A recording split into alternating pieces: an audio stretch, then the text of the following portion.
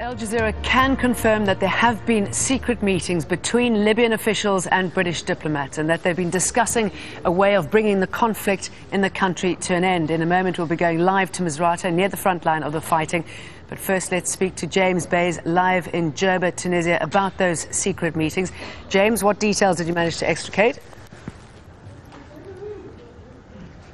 Well, I managed to speak to Libya's foreign minister while he was here in Tunisia on a trip that they didn't want to make public. In fact, he said he wasn't really authorized to give any of the details. When I pressed him, though, he said he'd traveled from Tripoli to the Tunisian capital, Tunis, where he had a meeting, he said, with British officials. I asked him what that meeting was about, whether they were discussing a possible exit strategy for Colonel Gaddafi, countries that might allow Colonel Gaddafi to base himself if he were to leave Libya. He said that wasn't discussed. He wouldn't give me any of the details. I pressed him on whether possible ground for negotiation with the opposition in Benghazi, and he said we're open to anything. We want to end this war as soon as possible. I have to say that that was his view of the meeting that he went to in Tunis. We got a different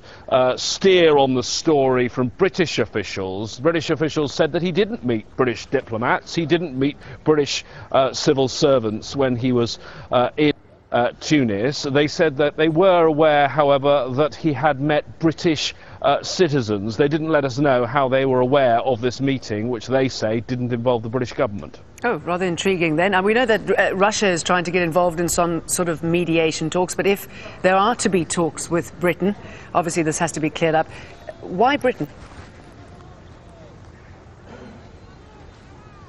Well, remember that Britain is taking a leading role in this in the fighting that's taking place. The British military have been heavily involved from day one.